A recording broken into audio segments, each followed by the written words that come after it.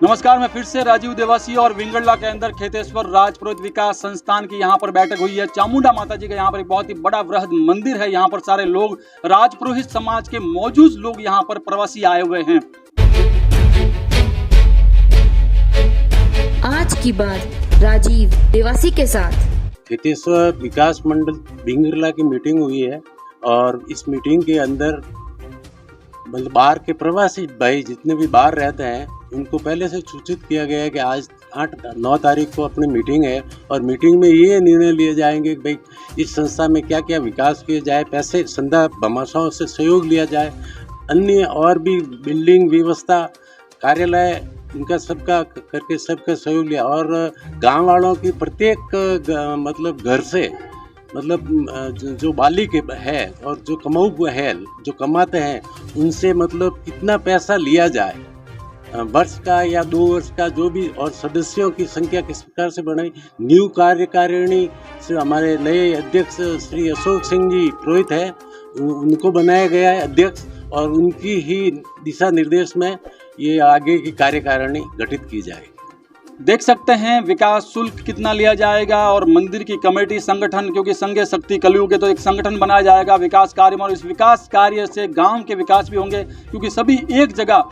धार्मिक जगह पर इकट्ठे होंगे तो यहाँ पर डिसीजन अच्छे ही लिए जाएंगे आध्यात्मिक माहौल में। हमारे बीच में यहाँ पर नवनियुक्त अध्यक्ष है अशोक सिंह जी। किस प्रकार से आगे कार्यकारिणी का विस्तार करेंगे, कितने साल का आपको कार्यकाल और पदभार मिला हुआ है, किस प्रकार से विकास करेंगे राजपुरोहित समाज के लिए, युवाओं के लिए, सबके लिए, आप बताना क्या चाहेंगे इस समय?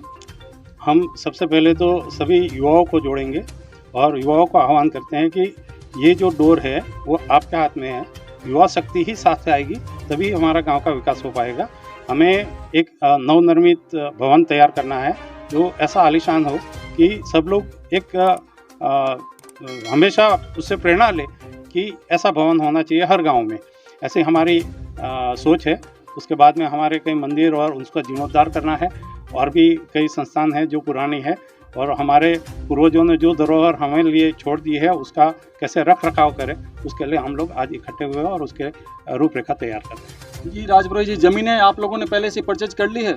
जी, गांव की जो ज़मीनें थी और हमारे पहले जो कार्यकारिणी थी उन्होंने वो सारे रख रखाव की थी और जहाँ जहाँ त्रुटि थी उन्होंने सही किया हुआ है। तो वो ऑलरेडी हमारे लिए ये एक फ़ायदा हुआ है कि हमें ज़मीन मिल गई है और उसी ज़मीन पर हम भवन निर्माण करेंगे। बिल्कुल। कितने बीघा ज़मीन है जानना चाहेंगे? वो करीबन 8 बीघा ज़मीन है।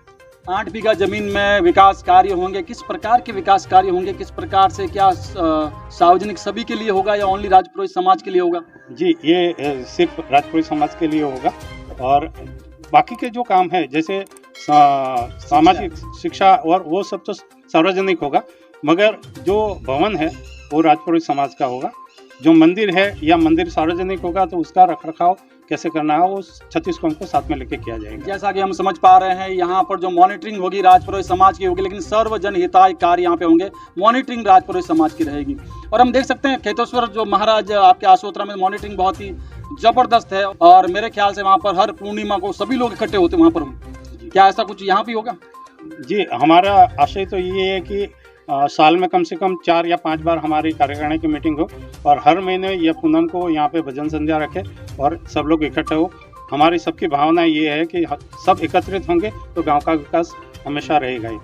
देख सकते हैं वयोवृद्ध, क्योंकि जवानों का जोश और बुजुर्गों का होश जब दोनों मिल जाते हैं तो एक बहुत ही अच्छा विकास कार्य होता है। यहाँ पे वयोवृद्ध बुजुर्ग देवता तुल्य यहाँ पर मौजूद हैं। क्या देखते हैं आप? अपनी पूरी जिंदगी में आपने समाज सेवा की है और अब आगे आप ही के प्रेरणा स्रोत बनकर आप किस प्रकार से देखते हैं आगे? मैं जब रिटायर्ड हुआ रीजनल असिस्टेंट डायरेक्टर था, उसके बाद में आपने सोचा कि जो गांव की ज़मीन थी, हमारे समाज की ज़मीन थी, बेरा था, वो ज़मीन कुछ खातेदारों को नाम चली गई। उसके बाद हमने कोशिश की पूरे सहयोग करके सरपंच साहब के हमारे सबके मिली तो 21 साल में जाकर ये ज़मीन पूरी हमको मिली और निःशुल्क मिली। जा उसके बाद में पूरी ज़मीन वो जो यहाँ जो 5वीं थी 12वीं तक स्कूल बनी उस ज़मीन की वजह से, नहीं तो नहीं बनते। और आगे उसी में विकास होगा।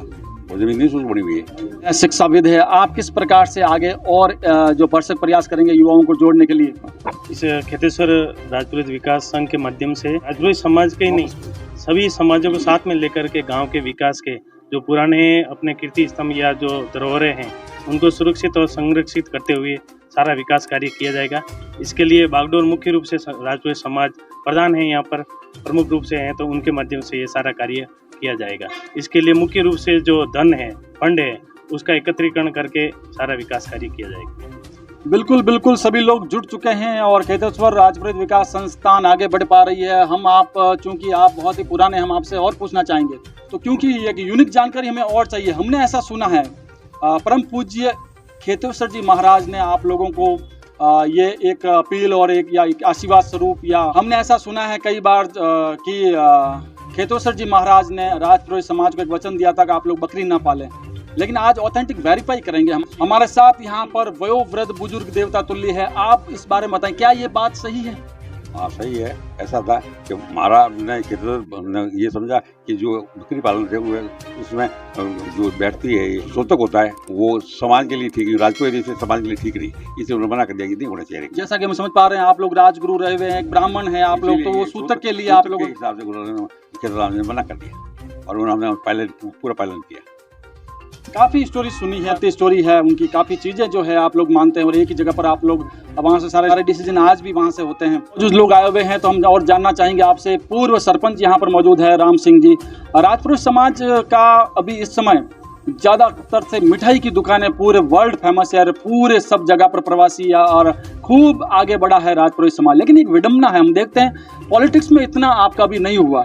हाँ, राजनीतिक में हमारा अभी तक जितना विकास होना चाहिए था उतना नहीं हुआ है, क्योंकि हम है जो जब हिंदुस्तान आज़ाद हुआ उससे पहले क्षत्रियों से जुड़े हुए थे, राजपूतों से, और वहीं से उनका लिंक था। जो जब तक हम बढ़ाते रहे उन्हीं को बढ़ाते रहे, वो जो आगे बढ़े हम और वो तो एक ही है। इस प्रकार से हम पीछे रह गए। और जब जागृति आई नौजवानों के अंदर कि भाई ये तो अपन हमेशा इनका साथ देते, ये दे ही नहीं रहे, तो इस प्रकार फिर अब हमने तो संघर्ष किया। तो पंचायत स्तर पे, दूसरे MLA स्तर में कई संघर्ष भी कर रहे हैं, खड़े भी हुए हैं, टिकट भी लिए हैं, पर जीत नहीं पाया जितनी हमारे समाज में जीतने आवश्यकता है, या जो समाज में जितनी मतलब क्या कहना चाहिए उस संख्या है। जी, आपने जो प्रस्तुत किए हम आपसे और पूछना चाहेंगे। इस समय राजपुरोहित समाज जो है देख सकते हैं बड़े से बड़े ऑफिसर के रूप में राजपुरोहित समाज के लोग हैं, हैंडीक्राफ्ट वैसा ही है, जगह जगह है। लेकिन विडम्बना ये है अभी तक राजपुरोहित समाज का मंत्री के रूप में जितने होने चाहिए अनुपात बिल्कुल ही नगण्य है। एक MLA हम कभी सुनते हैं, एक राज्य मंत्री हमने कभी सुना था, लेकिन राजस्थान से अभी तक ऐसा क्यों नहीं हुआ? इस बारे में आपका और क्या शोध है? समाज के लोग मतलब ये अपनी इनकी धारणा है कि वर्चस्व मंजूर नहीं करते किसी एक का, कि भाई ये हमारा अध्यक्ष है, कि ये गांव का समझदार आदमी तो इसको लिया जाएगा, उसमें टांग खिंचाई करना या एक की जगह 4 खड़े कर देना, इस पर जो लीडरशिप होनी चाहिए ना वो उसकी कमी है। मेन कारण ये लीडरशिप की कमी कहीं न कहीं सामने आ रही है। हम ईश्वर से प्रार्थना करेंगे खेतेश्वर महाराज बहुत जल्द इस क्षेत्र में भी आप लोगों को आगे बढ़ाए। वैसे हम राजनीति में आने की अभी कोशिश भी कर रहे हैं। हमारे यहाँ से कम 4 प्रधान इस वक्त प्रेजेंट टाइम में महिलाएं जो है चुनी हुई है, प्रधान चुनी हुई है। और हमारे गांव की मेरी एक बच्ची है जो मतलब उसका ससुराल बीकानेर है, और इस वक्त प्रेजेंट बीकानेर की सुशीला कंवर मेयर है, अभी प्रेजेंट मेयर के पद पर है। बिल्कुल, महिला शक्ति जो है आगे आई है, काबिज हुई है। तो देखना ये होगा किस प्रकार से पुरुष भी चैलेंज लेकर के आगे बढ़ते हैं पॉलिटिक्स में राजपुरोहित समाज से। और हमारे बीच में है जगदीश सिंह जी, वापी में विराजते हैं और यहाँ विंगड़ला के मूल आवासी है। किस प्रकार से देखते हैं इस समय? आप देखते हैं गाँव के अंदर सब जगह पर बच्चे बढ़ रहे हैं, आगे बढ़ रहे हैं, और जो है शिक्षा का स्तर भी बढ़ा है। क्या समझते हैं आपके खेतेश्वर महाराज की पूरी कृपा हुई? पूरी कृपा है और हम भी बढ़ रहे हैं। ऐसा नहीं है कि हम नहीं बढ़ रहे हैं, हमने भी बहुत तरक्की की है और बाकी बहुत व्यापार में भी आगे बढ़े हैं, पढ़ाई में भी आगे बढ़े, शिक्षा में भी आगे बढ़े हैं। विडम्बना वही वापस आती है कि राजपुरोहित समाज राजगुरु हुआ करता था, लेकिन इस समय जो है जो सरकारें हैं, लोकतंत्र है, वहाँ पर वापस गुरु के रूप में पॉलिटिकल में अभी स्थापित नहीं हुआ है। अभी वहाँ पे भी जाएंगे, वहाँ पे भी करेंगे। देख सकते हैं जैसा कि हमने बताया, युवाओं का जोश और बुजुर्गों का होश मिलकर के एक बड़ा उत्थान का कार्य होता है। खेतेश्वर राजपुरोहित विकास संस्थान की युवा की टीम यहाँ पर आ चुके हैं, युवा उद्यमी यहाँ पर मौजूद हैं। किस प्रकार से आप आगे और कार्यकारिणी विस्तार करना चाहिए, किस प्रकार से कार्यकारिणी बना करके और ज़्यादा मजबूती प्रदान करेंगे? पहले तो मैं कहना चाहूँगा कि कार्यकारिणी का जोश आप देख सकते हैं कि जिस हिसाब से लोग यहाँ आए हैं और अपना समय, कीमती समय, ना कोई संडे है ना कोई सैटरडे है, एक कामकाज का दिन छोड़कर सभी लोग यहाँ से आए हैं और युवा का जो जोश दिख रहा है। गांव बिंगरला जो आप देख सकते हैं एकदम प्राइम लोकेशन पे है, तो हमारे सभी युवा का एक संकल्प है कि इस गांव को इस तरह से डेवलप करें कि आज इस गांव का जो पोजीशन है, जो नाम है, हर पाली जिले के हर गांव के ऊपर होना चाहिए। ये हमारा संकल्प रहेगा। रोड, ड्रेनेज, मंदिर, हमारा समाज भवन और राजपुरोहित समाज की जो भी हम नाम के लिए करना चाहे वो सब हम करने को तैयार है। और हमारे साथ जुड़े हुए हैं हमारे अध्यक्ष साहब, हमारे सभी वरिष्ठ गांव के सदस्य ये संकल्प लेंगे कि गांव बिंगरला का हम नाम रोशन करेंगे, कंधे से कंधा मिलाकर। देख सकते हैं प्रदीप राजपुरोहित जो युवा उद्यमी है और ताल से ताल मिला करके काम करने की पूरी कोशिश और भरसक कोशिश में लगे हुए हैं। जैसा कि हम समझ पा रहे हैं काफ़ी लोग जो है प्रवास में रहते हैं, काफ़ी लोग यहाँ रहते होंगे, तो आप लोग वहाँ से मॉनिटरिंग करते हैं और जरूरी जब काम होता तो आप लोग यहाँ पे आते हैं।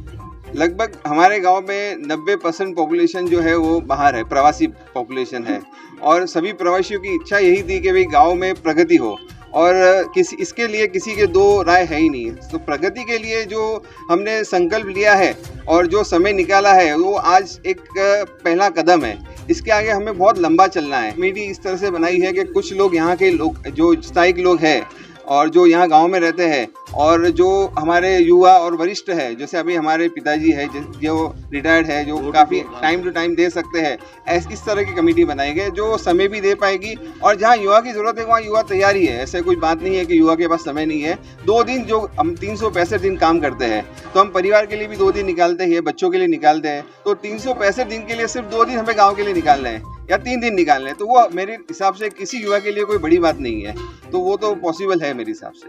बिल्कुल, युवा प्रदीप जी ने ये बताया है कि 2 मॉडल इन्होंने जो पेश किया है। पहला मॉडल ये है कि वहाँ से मॉनिटरिंग करेंगे और 2-4 दिन के लिए यहाँ पर सभी लोग आ सकते हैं, आह्वान भी किया है, यहाँ पे ये लोग मुस्तैद रहेंगे। दूसरा मॉडल इन्होंने ये बोला है बिंगरला को पूरे पाली जिले में एक मॉडल के रूप में पेश करेंगे ताकि दूसरे लोग भी प्रेरणा इनसे ले पाए।